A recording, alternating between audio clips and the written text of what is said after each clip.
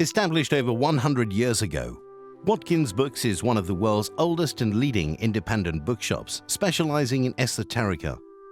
We have the widest selection of esoteric books in the UK, and our friendly and knowledgeable staff are here to assist you in a unique ambience of our shop. So come and visit us in the heart of London as we're open every day. The Moore Show is supported by Mindscape, Paranormal and UFO Matrix magazines. Available for download on all major digital platforms.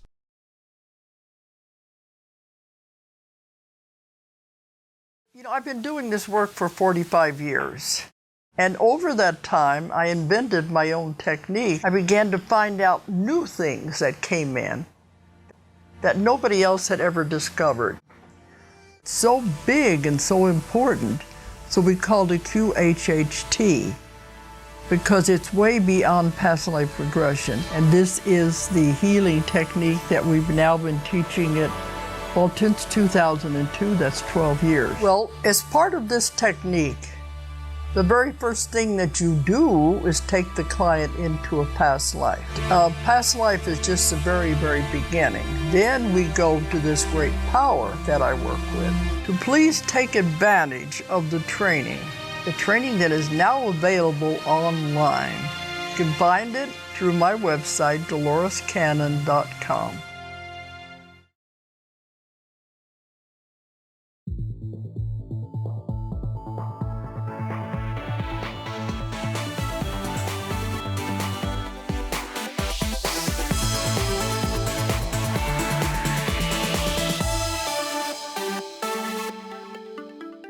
The comments and views expressed on The Moore Show are those of the people that make them and do not necessarily reflect the view of Kevin Moore, The Moore Show, or this radio station and its affiliate or sponsors. This show is for entertainment purposes only. Broadcasting from the UK and across the world online. You're now listening to the UK's only alternative late night talk show, and I'm Kevin Moore. For the next hour, I'll be covering subjects that will open up your mind and provide you with information you may have never heard before. On today's show, I'm joined with Garnet Schulhauser, who is a retired lawyer who now lives near Victoria on Vancouver Island with his wife Cathy and little dog Abby. After retiring from his law firm in 2008, he began his new career as an author, and his first book, Dancing on a Stamp, was published in 2012. Garnet's second book, Dancing Forever with Spirit, describes his most recent adventures with Albert, who appeared in his bedroom one night to guide him on a series of out-of-body adventures to explore the wonders of the universe, including the Akashic Records, distant planets with fascinating life forms, and human civilizations that made the shift to the new Earth. Albert's goal was to encourage humans to stop their abuse of Mother Earth and all her inhabitants by casting aside their negative emotions and in favor of love and compassion. Garnet Schulhauser, welcome to the show. Thank you for having me, Kevin. It's great to have you back on, I immensely enjoyed the first interview that we did together, and there was some really good feedback as well. That people are left on the video, and we'll put a link on there now, and there'll be a link on the bottom of the video for people that want to have a look at the past interview. But this is a sequel. This is to talk about your second book, which is Dancing Forever with Spirits. Just tell the audience a bit about that book. Well, it's a sequel to the first book, and it's a continuation of my encounters with my spirit guide, Albert. And as you know, in my first book, Dancing on a Stamp, Albert appeared to me initially as a homeless man.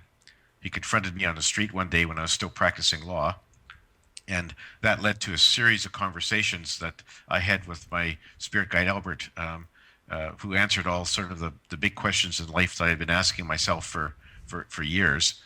And that dialogue and his revelations were set out in Dancing on a Stamp. And so in that book, he told me that he wanted me to write not only one book, but 3 or 4 books about his revelations. And so the second book, Dancing Forever with Spirit, is my second series of encounters. And they came about in a fairly different way because in the first set of encounters, Albert appeared initially as a homeless man, and then he was a voice in my head, and we communicated by telepathy. In the second set, it was quite different. He appeared to me in astral form, and what happened was that I hadn't heard from him for a few months, and I was wondering, where he was and when he was going to show up again. And then one night, I woke up in bed, and I sat up and I looked, and towards the doorway, I saw this shimmering, ethereal figure standing in the doorway. And as it moved closer to the foot of my bed, I could make out its features, and it was, in fact, my spirit guide Albert, disguised as the homeless man again, except he was in astral form. And so I said, nice to see you again, Albert. What are you doing here? And he says, well, I'm here to take you on a series of out-of-body adventures. And I want to show you things on the spirit side, other planets in the universe, and some of the very interesting far-flung regions of your planet. And there's a message for you and for all humanity wherever I take you. And I want you to, come with me and then write a book about your adventures. Right. And so I was a bit skeptical. It was like, well, where are we, how long are we going to be gone? Do I have to tell my wife where I'm going? Yeah. Will she wake up and wonder what's happened to me? Albert said, yeah, not a problem. You're going in astral form. Your body will be left behind, and you'll be back in your body before morning, and no one will know that you're gone. Incredible. So then he reached out, and he sort of grabbed my arm, pulled my astral body out of my physical body, and I turned around and looked back, and sure enough, there was my body still laying in bed. And he said, come with me. So he took me by the hand, and we rose up through the ceiling, up through the clouds, and to a high spot way above our beautiful planet Earth, where he let me sort of turn around and look at where I had come from, and just sort of stare in amazement at our planet from that sort of vantage point. And of course, it was a bit funny because I've never traveled out of body before, but it was an amazing experience because you can pass through walls and ceilings and other hard objects without any problem. You feel light as a feather, and you can travel as fast or as slow as you want. And I was under Albert's guidance, and I sort of just followed him. And we sped quite quickly from my bedroom way up into a high orbit above Earth. Okay, so it was really, okay. Really quite amazing. So, just backing up a bit there as well, did this feel like a dream to you? I mean, you say you was woken up, but did it have some of the tendencies of a dream in a sense? I mean, this is amazing. No, it wasn't like a dream because it was very lucid and vivid, my experience. Yeah. And in fact, my memories of those travels are more vivid than any dream I've ever had, or even of any memory of my waking life. Right. And so I knew it wasn't a dream. I was very alert, very aware of what was going on. And as I say, when I woke up the next day, my memories were very crystal clear. Unlike dreams, in my experience, my dreams, even very, strong dreams, just dissipate and fade away within a couple of hours after you wake up. These memories did not. And No. so I knew it was a real excursion. It was an out-of-body excursion, and it was definitely not a dream. Wow, what an incredible experience! And we'll just discuss where that journey took you in just a minute. Did you find that? I mean, obviously with your gift as well. I mean, you would class yourself as a channeler. Yeah, I in a way, I'm not a classic sort of trance channeler where I go into a trance and have Albert or other spirits come through to me, and they effectively take over my voice mechanism and speak. So it's not like that. But I'm channeling Albert in a way. I'm channeling his. I hear what he has to say. I see what he's showing me. That's all coming from him as a spirit, and so I retain those memories. And so when I go back home after a nightly adventure, wake up the next day, and I remember where I've been and what I've seen, and I quickly write down everything I can on my computer before it does fade, even though it doesn't fade very quickly. So it's not like my conversations with him aren't something that you can record. No, It's no. all by telepathy. So Yeah. it's a form of channeling, but not like a trance channeler. And I think your form, because I've mentioned, discussed you with a number of people, and they find it fascinating, the way that you and Albert operate, and the connection that you've got, and how he came about to begin with in physical form, which is all in the initial interview that people can watch back. Yeah, this is different in a lot of sense. And prior to going on this astral travel, had so you hadn't seen Albert in physical form in a sense, but he had been in communication prior to this. Yeah, off and on by telepathy. He appeared as in physical form as a homeless man for the first three encounters I had with him, as I described in my first book, and then he just was a voice in my head, and he said, "I no longer need to show up in physical form." He said, "I did that to get your attention in a very gentle way, because if I had just started talking to you as a voice in your head, you likely would have thought you're losing your mind." Yes. And so this was his way of breaking me into the conversation. And so after that, it was just purely by telepathy. I would, I could be sitting quietly and go into a bit of a meditation, and then, I'd Yes.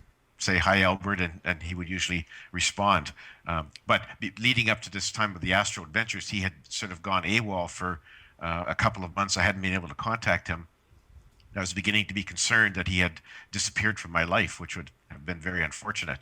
And so then I was a bit surprised when he showed up in this different sort of manner by appearing in astral form.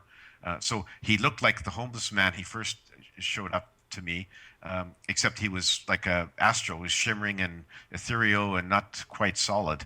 No. And that's the way I appeared too. When I looked down at my astral body, it was sort of like semi-transparent and a bit shimmering, and so it wasn't a physical body.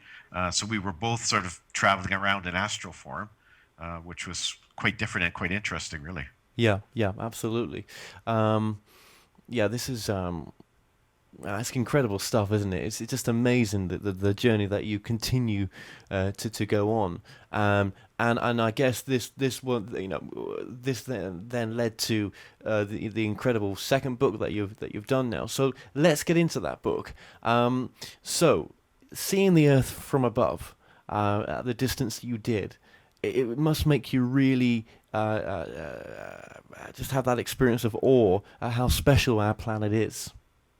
Absolutely, it was like a jewel floating in the blackness of space. Like it was very crystal clear colors. The blue oceans, the white clouds, the darker land masses. I understand now. You get a perspective of what the astronauts on the International Space Station can see. Except my vantage point was a bit further out, so the Earth was a bit smaller. But I could imagine that the Apollo astronauts leaving Earth or coming back from the moon, what they saw, and it's breathtaking, and it makes you sort of realize what a precious planet we live on, which is our home, and it makes you really hope and pray that our planet will continue to be okay, and that it won't get blown up or destroyed by men or polluted, beyond recognition. I mean, it's really our home, and and you can really see it when you're out there in space and looking down on this beautiful blue orb. Yeah, absolutely. And once you'd had this magnificent experience, did you then go to the sort of astral plane in a sense? Well, the first stop we Spirit plane, made sorry. after we left, we went to the spirit side. And that was sort of like I was looking at Earth, and he sort of pulled me and turned me around, and there was this sort of shivering doorway standing out there among the stars, except in the middle of the doorway there's nothing but blackness. There was no stars, and so he pulled me towards the doorway and went through. And as soon as I sort of stepped through, there I was in this wonderful, beautiful meadow. It was indescribably beautiful. It was lush green grass. Resplendent with wildflowers in all kinds of colors, more colors than that we know about on Earth. Beautiful perfume wafting up. The sky was a very nice blue like we have on Earth. Couldn't see the sun anywhere, but it was all lit up, like the light was sort of emanating from everywhere.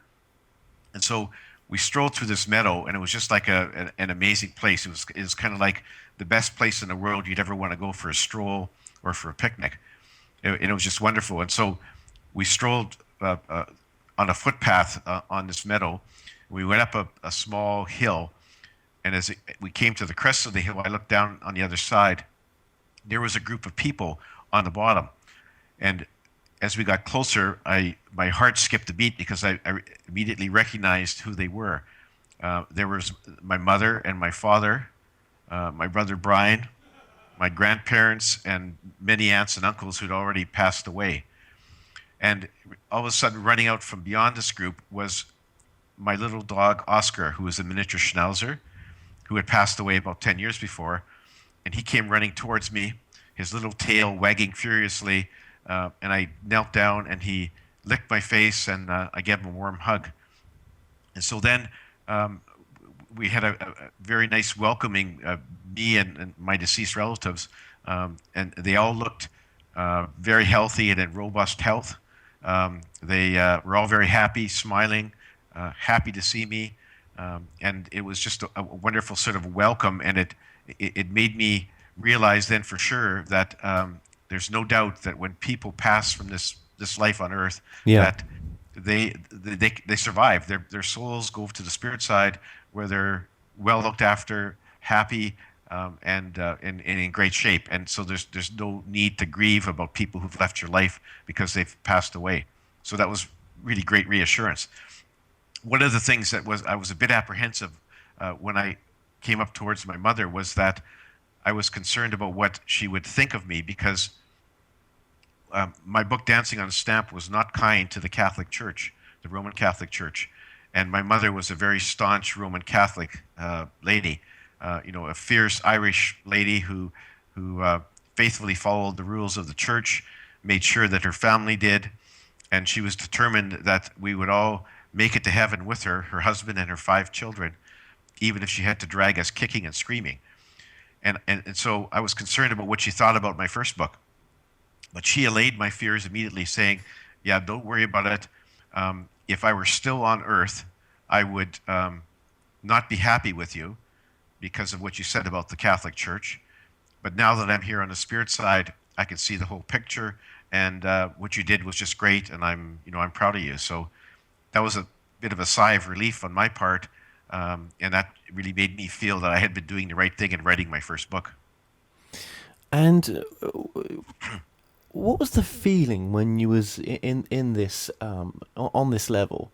Was it just of sort of unconditional love with no judgment?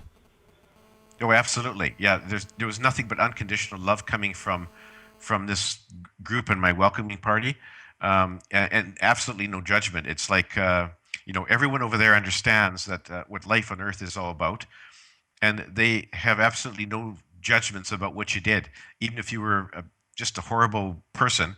It doesn't make any difference. They don't judge you when you get across. They love you unconditionally, and they totally understand what your trip on Earth was all about, and that you were there trying to learn and experience things. And they know that you may have made some mistakes, but it's not for them to judge. In fact, it's not for anyone to judge, because you don't get judged when you cross over to the spirit side. Absolutely. And obviously, your time there was quite limited in a sense. But was there the feeling that there was this place was just almost like in infinity in a sense? There were many realms to this place, more than you could possibly imagine? Yeah, absolutely. There certainly was. And this was, Albert was just showing me a small segment of the spirit side. And he took me places that he wanted me to see. There was a lot more that I didn't see. Hopefully one day I'll be able to see them. But he had a very specific agenda in terms of what he wanted me to see and who he wanted me to meet. And so I just followed him. He was basically my tour guide. And so he did take me just to a number of amazing places. But, the universe is infinite, and there are so many different dimensions that it would take you a long time to explore it, even though on the spirit side, there is no linear time, so it's a bit of a misnomer to say it take you a long time. By Earth standards, it would take you a long time to do it, but over there, everything happens in the big now. There's no past or no future. It's all one big now, and we are all souls on a journey of exploration and advancement to evolve our souls, and we have basically an eternity to do it, and we have no timetables or deadlines, and we can go quickly or we can go slowly. It's entirely up to us. And part of the reason that we come to the planet Earth and incarnate is to advance our evolution and experience things that we need to advance up the scale. So there's so many things to see that you actually do need an eternity to see them all, because the universe is always changing and always evolving. So the universe is not a constant. Yes. So it's really quite amazing. Yes. And do you think that they are still trying to work their own truth out, in a sense? What's true to them? Well, I think that they want everyone to sort of work out our own truth. In other words, we're all on our own journeys, and every soul is different, and we have to learn and experience things in our own way. And so, no two journeys are identical, and they don't try to dictate our journeys to us or dictate our path in terms of advancement. They let us choose our own path, and if we go stray off course here and there, that's not a big deal, because you, as I say, you have no deadlines or timetables. So we each have to sort of find our own way, in life, and back on the spirit side, and we make our own choices. Yeah, and there's so much to this new book as well. So I'm conscious of time as well. Now, you got to meet the Council of Wise Ones, and this is very special, because what did they actually tell you, in a sense? Well, the council, I did. Albert took me to meet the Council of Wise Ones, and that's a council of very wise, advanced souls.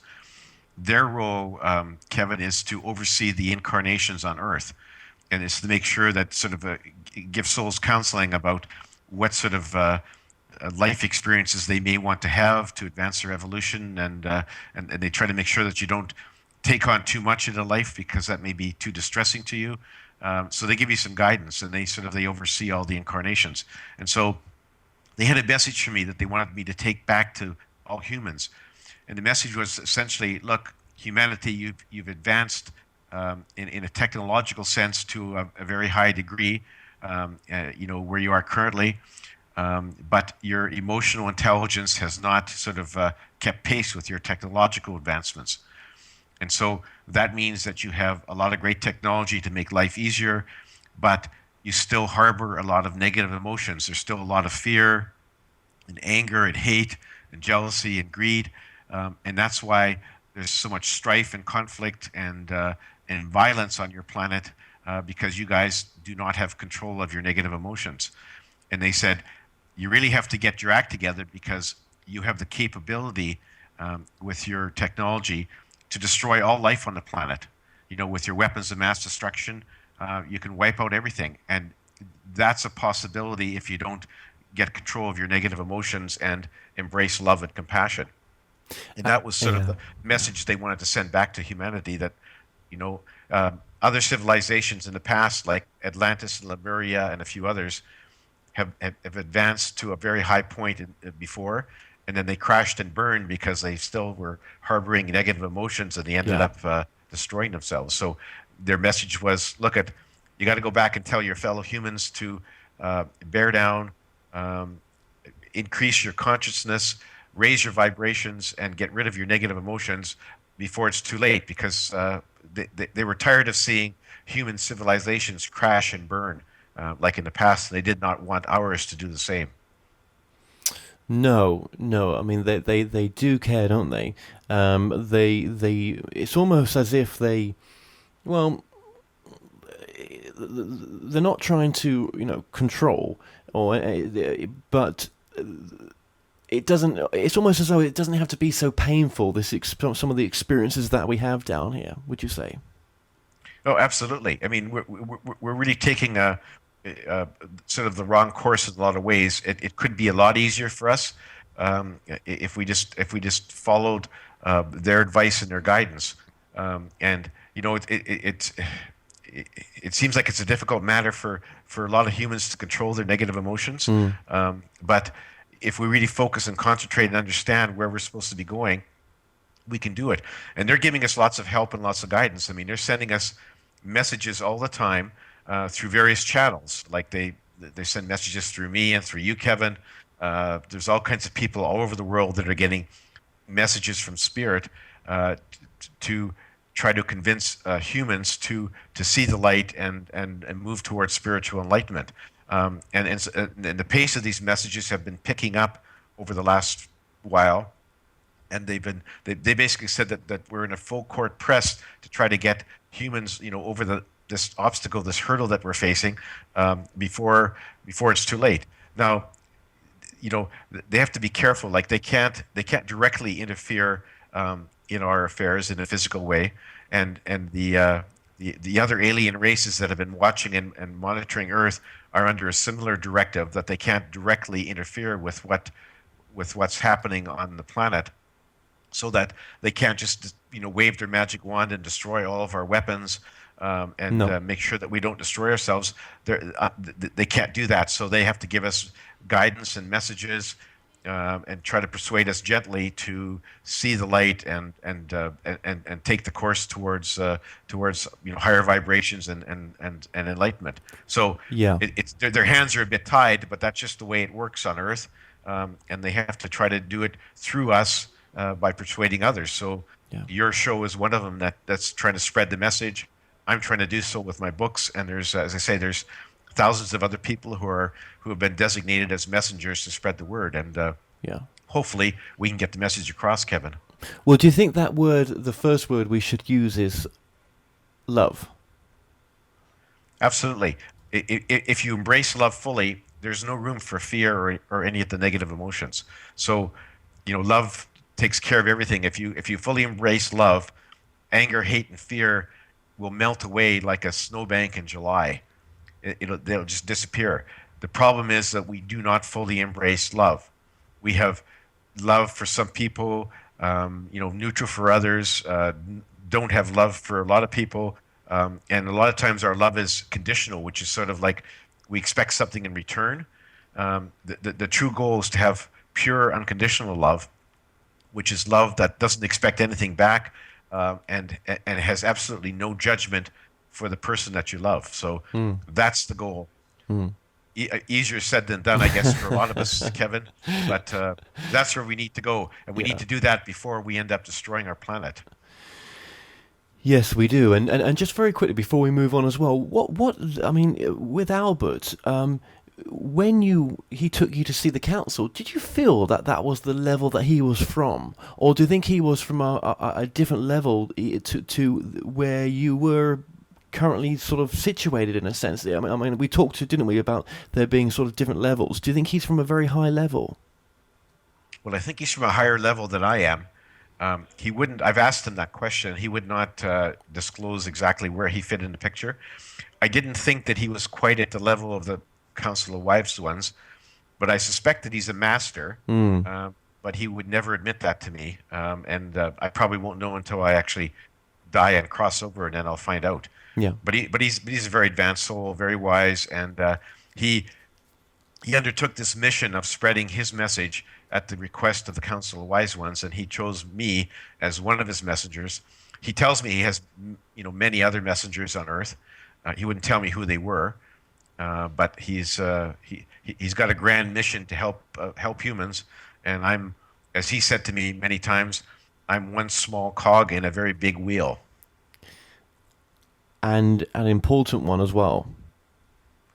Well, I hope so, but time will tell, Kevin. And I don't mean that from, because I know you're not egotistic about any or come from that space. I just mean it from, that, to make the choice and doing the work that you've done, it's making a big difference. Well, I hope so, and I've certainly been getting, very encouraging comments from some of the people who have read my book. Good. And I hope that the second book will do the same thing. And even if I only change one person by my books, that's well worthwhile for me.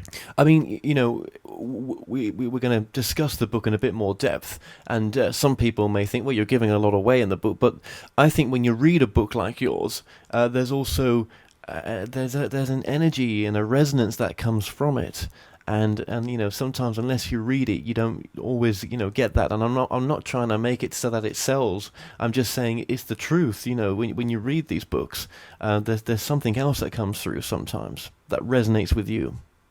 Oh, yeah, absolutely. And I fully think that when people read my book, that they're in effect channeling spirit as they're reading it to get sort of the full message. And I think, yeah, you do have to read the book. I mean, I can describe parts of it to you here, Kevin, but it's not the same as reading the book. And I certainly encourage people to get a copy and to read it through. And then if you come to a place where there's something that's really profound to you, you need to stop and think about it and ponder it and reread it, and hopefully eventually the full meaning will come through. Yeah, and also by buying the book as well, you're helping support your work that you do. For because there'll be more that's going to come through. There's bound to be. So this just helps you as well. So it's in general, it's a great thing to buy the book, and the book's just coming on the screen now with some links as well. Well, it must have been difficult to sort of want to leave the Council of Wise Ones, because obviously there's it's a very high energy field to be in. But where did you go next? Well, next he took me to, we left the spirit side, and then he sort of he grabbed my arm and pointed towards the stars, and they blacked out for a couple of seconds, and then they reappeared, except now we were in a different spot in the galaxy, and we were floating above a planet called Proteus. It looked a lot like the planet Earth, except it had no land masses. It was entirely covered by oceans. Wow. So we floated down through the clouds down to the surface of the ocean, and then we just submerged beneath the surface. And underneath, it looked a lot like the subsurface of the oceans on Earth. A lot like I remember snorkeling in the Caribbean, and sort of the colorful fishes and the coral and the plant life. It looked very much like that. And of course, I'm traveling in astral form, so I don't need to breathe. So being underwater was not a problem. So we sped along under the sea, and eventually we came to this big coral formation, and in front of it were two creatures that I recognized from Earth. There was a humpback whale and a dolphin, and we spoke with them by telepathy, and they told me that they communicated with their cousins on Earth, that the dolphins and whales on Earth were actually cousins of theirs, because the cetaceans on Earth had actually originated from this planet Proteus, and they had been transported there a long time ago by an alien race with faster than light spacecraft, and they'd been seeded on the planet Earth. And in fact, most of the sea life that we have on Earth originated from Proteus' planet. And so they said that they communicated by telepathy, and this is millions of light years away, but thought can travel across light years instantly. It's not like light. And so they communicated with their cousins there, and they said, we're very upset because they tell us that humans have, over the centuries, have been hunting and killing and capturing them and putting them into theme parks and just generally mistreating their cousins, and they felt dismayed at what humans are doing. They said that on Proteus there's no land masses, so no humans, and they get along just fine. They live in harmony with the other sea life. They live in harmony with their planet. They don't pollute it, and they don't understand why that can't happen on Earth. And they were quite dismayed and asked me to take back a message from their cousins on Earth that, please humans, can you not live in harmony with us? We're not trying to do you any harm. Why are you hunting and killing us? And why are you polluting our home? Why are you treating us this way? Because we haven't done anything to harm you. And so it was really quite a plaintive cry from these cetaceans on Proteus for me to go back and try to convince humans to amend their ways and stop the abuse. Now, I recognize that a lot of the hunting has been curtailed in the last few years of whales, but there's still some abuse that's going on. There's still a lot of dolphins that are caught up in fishing lines, and there's a lot of whales and dolphins captured in sea life parks, and that's not where they belong. They belong out in the ocean to be free and comfortable with their lives, and to be free of abuse from humans. So that was the message they sent to me, and they asked me to go back and see if I can send their message to the my fellow humans back on Earth to see if it would do any good. So it was really quite a heart-wrenching kind of story I heard from these people, and I didn't realize that that the whales and dolphins on Earth were intelligent enough to communicate by telepathy with their cousins, across many light years of space. So there's a lot more to our dolphins and whales, a lot more intelligence than we give them credit for. They have emotions like humans do. They're thinking and feeling creatures, and they really want to get along with humans, but they don't know how to stop the abuse that's been going on. And so, anyway, I was supposedly being the messenger to try to implore humans to realize what they were doing with these creatures. Well, you've only just got to, hit the right ears in a sense, and someone that hears this and might be able to change what they're doing in what they eat.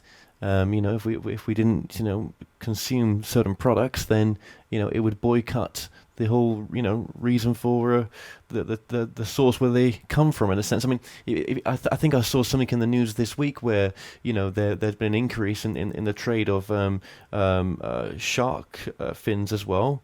I saw something somewhere, and I may have heard a previous interview of yours as well, but I'm pretty sure I saw something on the news, and it's terrible how they cut these fins off and then just lob the dying shark or the bleeding shark back into the waters. I mean, just for money. Yeah, and actually, Albert did, after we left Proteus, he did take me back to Earth to see some of the scenes of abuse that are going on right now. One of them was we visited a shark finning boat. And there it was. I saw for myself. They were reeling these sharks in, on board, and with long knives they would cut off the fins, and then throw the bleeding sharks overboard. They were still alive, and those sharks would die from asphyxiation because they couldn't swim enough to fill their lungs or the gills with water, or they die from predators. Anyway, and all they kept were the fins, and why? Because there's a market for shark fin soup. Which is a delicacy for some of the Asian nations, and it's not something that people need to live on to survive. It's just it's an extra, and there's a huge market for it. It's very expensive to get shark fin stew, and but it's just a horrible shame about what they're doing to these sharks. And he showed me that, and I described that in my book, to get people to realize that this would stop immediately if people stopped buying and eating shark fin soup. I don't know if the traffic has been increasing or not lately, Kevin. It still goes on. I know that there's some cities in Canada where they have banned the sale and service of shark fin soup, and I think more of that has to go on, and eventually that practice will stop, because if no one's buying shark fins, they won't be killing sharks that way. Yeah, well, it's the same as the whaling, isn't it? It's just terrible when you see these documentaries, and just how well, it's just awful the way they slaughter these magnificent creatures. But I suppose these things will change, and these will be keys to spiritual growth. Just like everything is changing in our societies nowadays, we have changed a lot. There's a lot of change that's taken place that can only mean that we've grown in a sense, but there's still a lot more growing to do.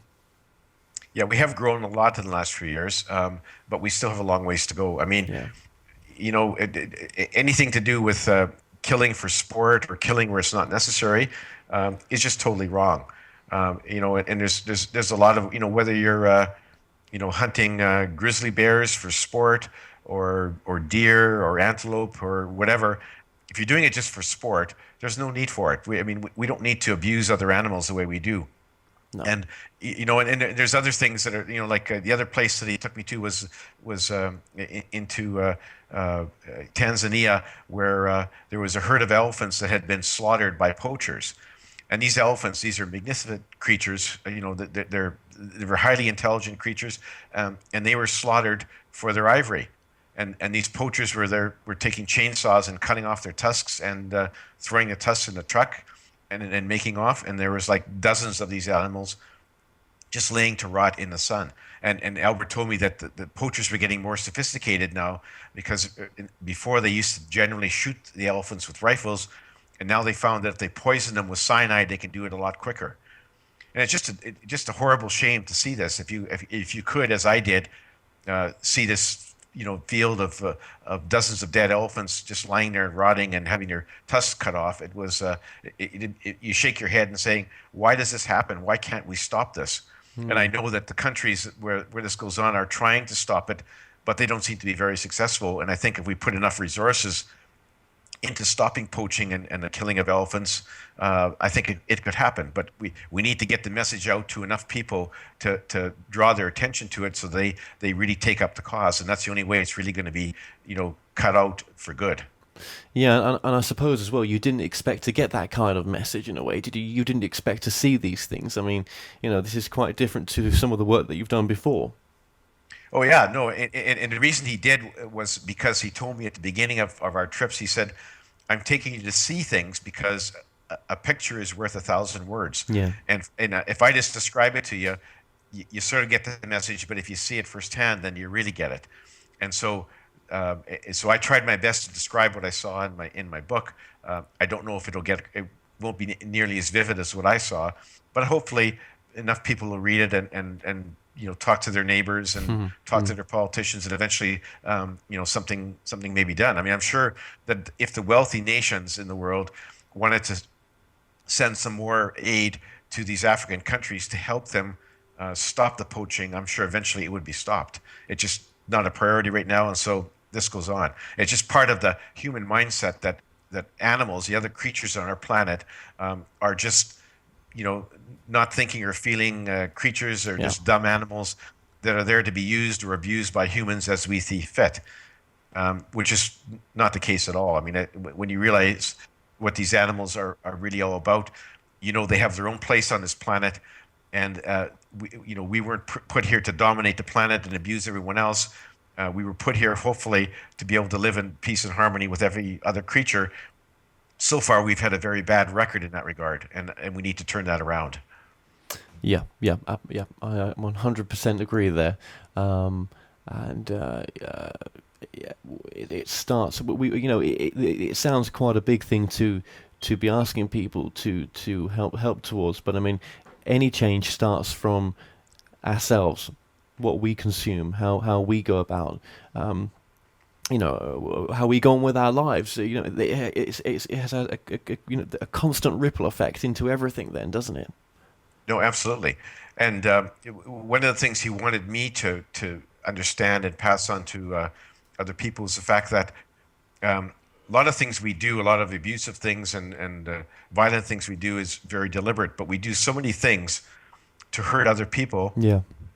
Without really thinking about it or without really intending it, because we really need to stop and think before we speak or act, to try to contemplate how our actions will be read by the other person on the other side of the table. Yeah. And will they be hurt? Will they be offended? And so it's really important to do that, because he took me to the Akashic Records and showed me a few segments of my current life where I realized that not thinking about what I was doing could really cause some hurt to other people, not physical harm, but mental anguish. And the trouble is when you cause that anguish in other people, there's a ripple effect, a negative ripple effect, which means that they, do something nasty to somebody else, and the way it spreads.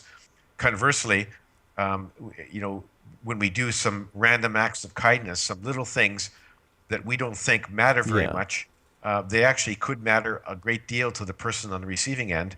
And there's a ripple effect again, but a very positive one, where you do something nice to somebody and they do something nice to other people, and it sort of spreads that way. So we really have to be more conscious about what our words and actions do, so that we cause a lot of good things and avoid the negative things. Yeah, yeah, yeah. And well, do you think sometimes you have to just face the negative stuff and help heal it in a way by facing it? Oh yeah, no, you can't dwell on the negatives that happen in your life, because that'll just lead you to having a very unhappy journey on this planet. Yeah, when a negative happens to you, you have to understand that it wasn't God causing this thing to happen to you for some reason, because God doesn't, or the source doesn't manipulate events in our lives, and doesn't make rules for us to follow. So whatever happens to you, realize that you're the creator of your own reality. You did so by putting yourself into this life by your pre-birth planning, and then by your free will actions, how you react to what happens to you. So if something negative happens, you have to turn it around and say, okay, here's a lesson that I'm supposed to learn. I may not know why, but there was a lesson here, and I have to take it in a positive sense, learn from what happened to me, react in a positive fashion, and move on. Yeah. And if you have an optimistic view of life, if the glass is always half full, you're going to have a happier journey on this planet. You're going to learn a lot more things, and you're going to be doing what your soul really intended you to do before you were born. So, it's all in your attitude. How do you react to what happens to you?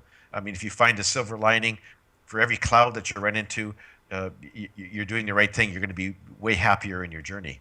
Yeah, yeah, absolutely. Okay, well, and also of being of service as well. I think that's important. I've mentioned that in a few more interviews recently. I think of being of service in no matter what you do is a key to it as well.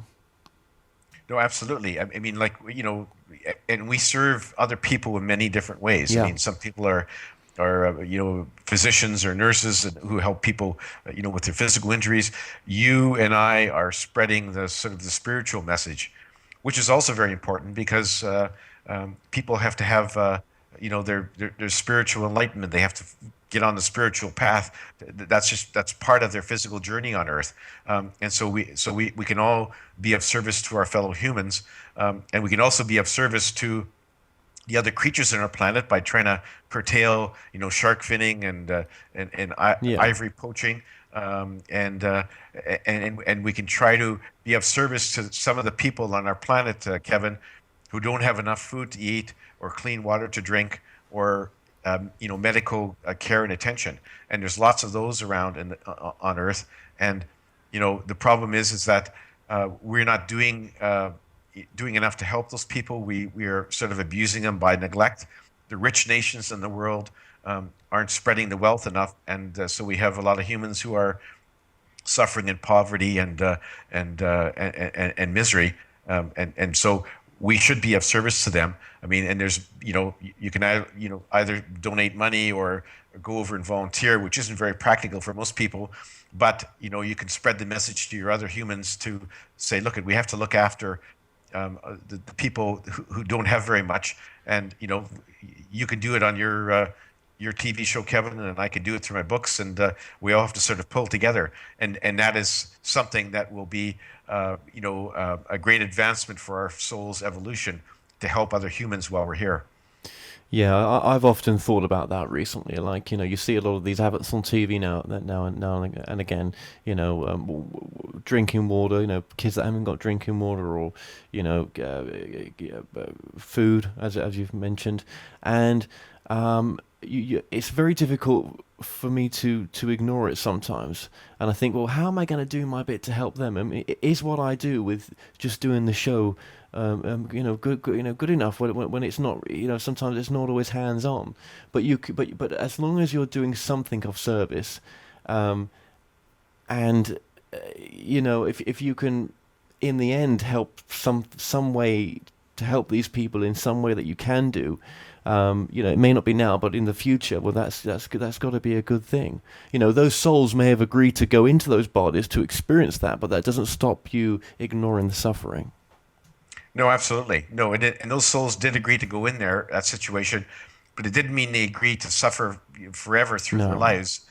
And they would certainly welcome, while they're on the earth, all the help they can get from people like you and I and the people in the wealthy nations.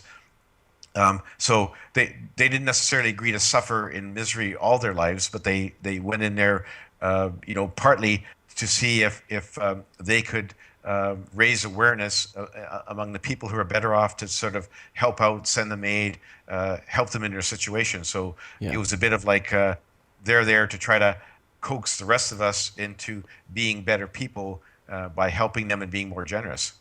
Now I know we've gone off track here a bit with the book, but I think it's all still connected in a way. Um, just going back as well to what you were saying about seeing your Akashic records. Had you had lived some pretty difficult lives yourself?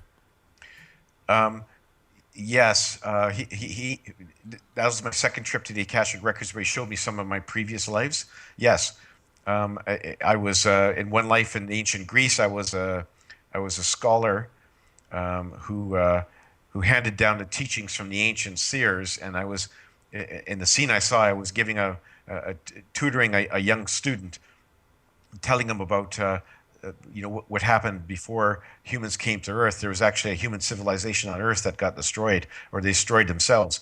And I was suddenly a crowd of soldiers burst in, young people, and they stabbed us to death because they thought that I was being blasphemous, and I was in league with the devil because I had all this knowledge that I had been spreading from handed down from the ancient seers. So that was a very violent death.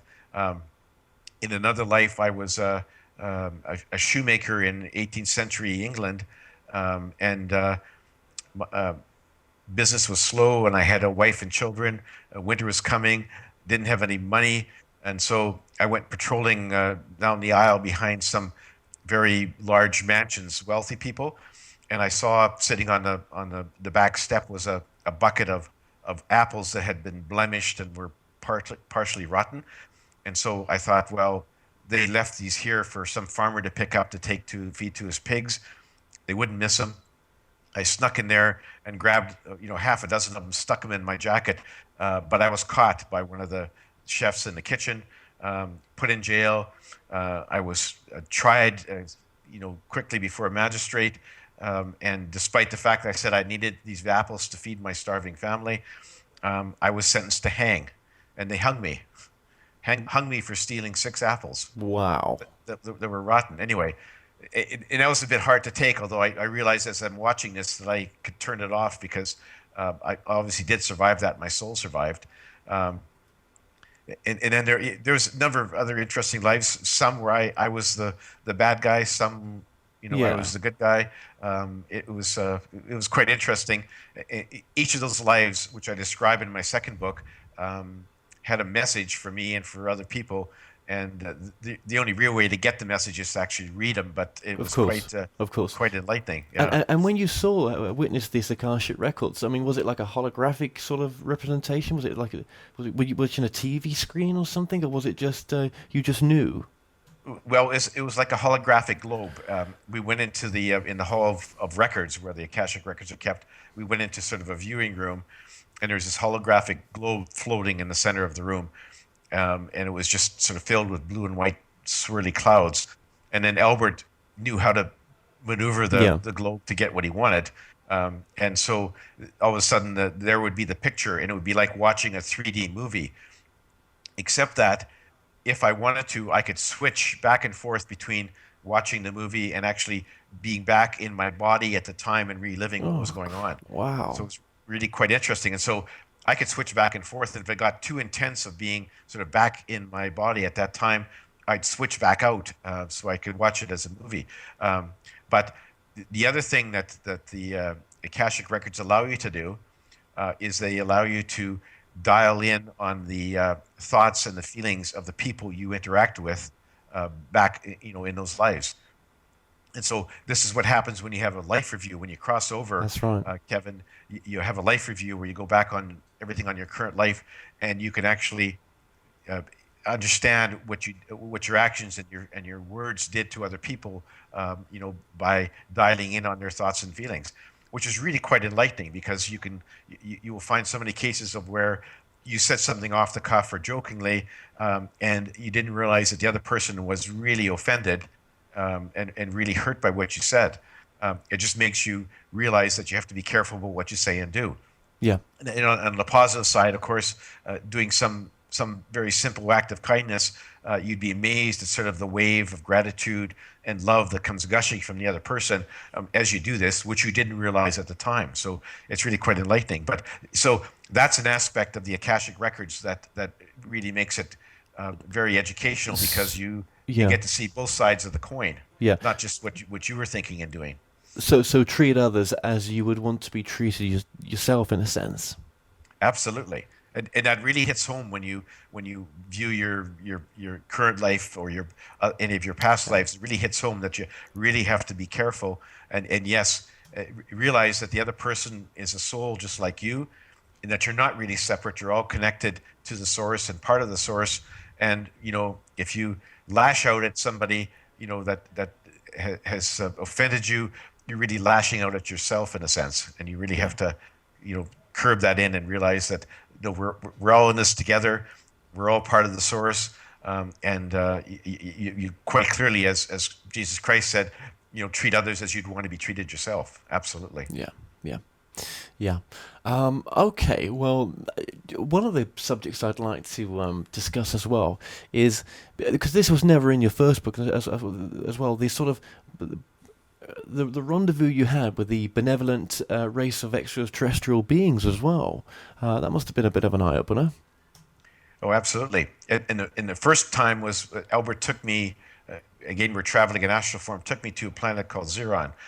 And this was a planet that was orbiting a giant red star. And the surface of the planet had no vegetation or trees or anything. And we went underground, and we met a race of very intelligent creatures who looked like spiders. That's the closest description I could come up with. And these people said that at one time, they had lived on the surface of the planet, but when their star became a red giant, it had sort of fried all the vegetation. They had to go live underground. Anyway, these people had a lot of advanced technology, and their job was to monitor the galaxy that we're in, to find planets that were suitable for harboring life. And they had very sophisticated monitoring devices that they could, across light years, they could monitor what was going on. And then when they found a planet that was ready to take on some life, then they would notify the Galactic Council. And the Galactic Council is the council that oversees the all life forms on the dense plane that we're in here on Earth. So the Galactic Council would then engage a race of extraterrestrials that had faster than light air spacecraft, and they would get them to go to a planet like Proteus, pick up sea life from there, transport it to Earth, and seed the life on Earth. And so it was sort of a joint effort. They were sort of the scouts to find the planets that were suitable, and then the other ETs would actually go and check it out physically, and then bring life from other planets. And so the next stop after that was that Albert took me into an ET spacecraft that was orbiting high above Earth, not visible to anyone on Earth, and we met with a different race of very intelligent aliens. These were humanoid creatures, and their job was to monitor what was going on Earth, monitor the development of life on Earth. They'd been monitoring Earth for eons, right from day one. They were one of many alien races that were watching Earth and when necessary, seeding life.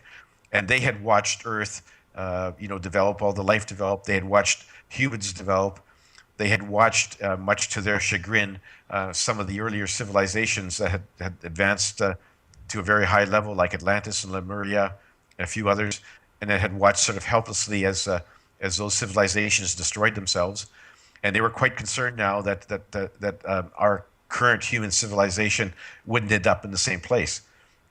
But they were again bound by the directive of non-interference, so they couldn't directly interfere and stop the violence or stop what we were doing to each other or to the creatures, or destroy our weapons. But they had been giving us guidance over the eons, like in terms of intuitive thoughts and messages, flashes of intuition, to help us with some new inventions and make quantum leaps in our technology here and there. That had been their function, and they were still trying to do that.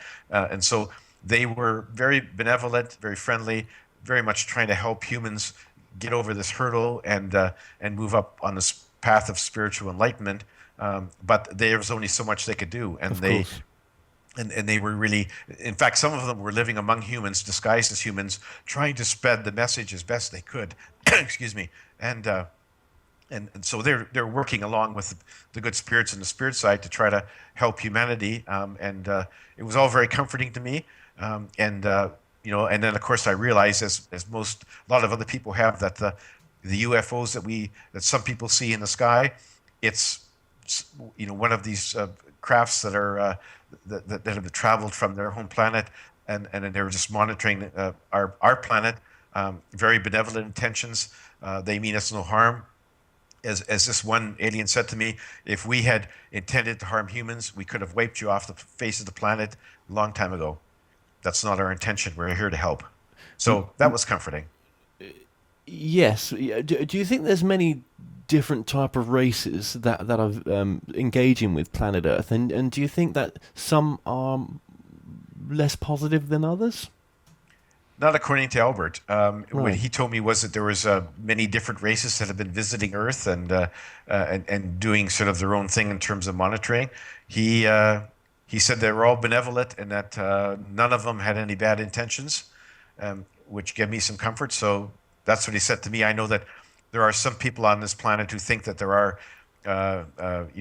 nasty That's races right. that mean us some harm. But Albert said that there are other civilizations in the galaxy who are mean and nasty. But he said the Galactic Council has been able to keep them away from the planet Earth for the time being, and probably would continue to do so. And a lot of other people have talked about this Galactic Council as well. And it's just, it's like a science experiment, I suppose, isn't it? In one sense, that, when the same data keeps coming up, there has to be something there to it as well. And I'm not surprised we can't see them. I'm sure our sky is full of objects that we can't see. It's like having a radio, isn't it? And tuning into the right frequency. If we can only have a certain frequency range that we see with our eyes anyway. So that's not surprising. Incredible. Yeah, and Albert did say that they do have cloaking devices, basically, sort of like the Star Trek TV series where there was cloaking for the ships. Very similar. They can make themselves entirely undetectable by radar or visual sight or anything else. And the ones we've seen are the ones who have deliberately allowed us to have a glimpse of their activities. That's their way of gently letting humans know that there are other intelligent races in the universe. And so that they would gently nudge us into realization that we're being visited by other intelligent races, and so that we wouldn't be sort of totally shocked when they make open and direct contact with us, which they will one day. Yeah. In fact, they made open contact with a lot of humans already, but not in a sort of very public way. No. So it's their way of sort of gently waving the flag and saying, "Hey, there's something else out here. We want you to start thinking that." So you're not put into a panic when we actually land on the steps, the lawn of the White House, and say, "Hi, here we are." Yeah, and these are spiritually evolved beings who have found their own path to God, and not through religion either. They have their own understanding, wouldn't they? Yes, they exist on the dense plane like Earth, but they incarnated from the spirit side, so their souls traveling, having a journey in those particular bodies. They're on a spiritual journey as well. The difference is that for the most part, their races have gotten rid of their negative emotions, and they're on a more of a higher level spiritual journey than we are. But they're very keen to help us humans find the way and move up the spiritual ladder to better enlightenment. So they're dedicated to help us. They do have their own journeys, but it's not quite the same rough tests that we have on Earth because they don't have the same violence and negative emotions. And they basically said, as Albert has told me many times, we're on the Earth School, which is one of the toughest schools in the universe. So we're, and he said to me, humans, you should pat yourselves on the back because you have to be very brave to agree to decide to incarnate as on this planet, because it's really a tough school. And so, when you've had a tough day, Kevin, you have to sit down and say, okay, this is all part of what the Earth School is all about. I made it through another day. I should learn what else to learn from my experience and move on. And, at the end of the day, it doesn't matter what you did here on this planet, Kevin, whether you were a good guy or a bad guy, you always end up back on the spirit side when your physical body dies. So you don't take anything with you other than the memories and experience and the wisdom you gained from your life on Earth. So you're in a tough school, Kevin. Congratulations for volunteering. Well, thank you. Yeah, and you're very right there, because that's exactly what I get told as well. And some of us, I get told, we choose more difficult lives than others. But I suppose, that's right. You have to pat yourself on the back and say it's a very special place to be. And I also get told there's a queue of people wanting to come down here as well. Well, I don't know if you've come across that as well.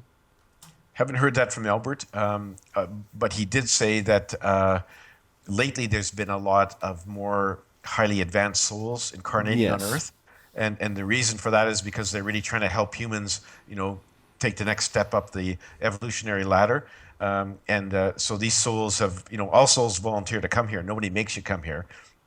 But there's been a whole raft of really more advanced souls who've been coming, incarnating over the last, 30, 40, 50 years to try to help us, which is probably why we've advanced a lot in terms of spiritual enlightenment from, say, compared to 50 years ago.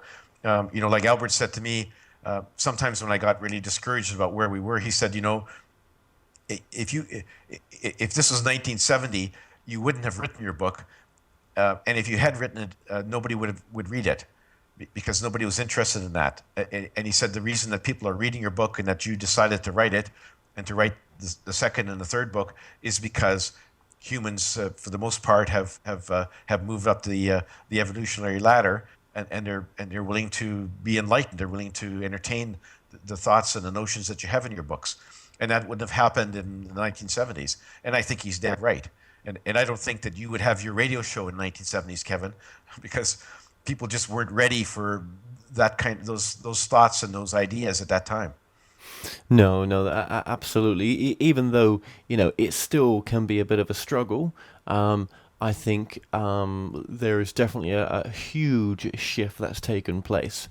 And I think it will continue in this time of great change to only increase in people seeing things from a different perspective and seeing the God within themselves. Yeah, absolutely. And I think that we just all have to do our best to help that cause. As I said before, you're certainly doing your bit with your TV show, and every little bit helps. Even if you only change a few people here and there, it's well worth it. And if we get enough people trying to affect that change, the overall change can be very, very great.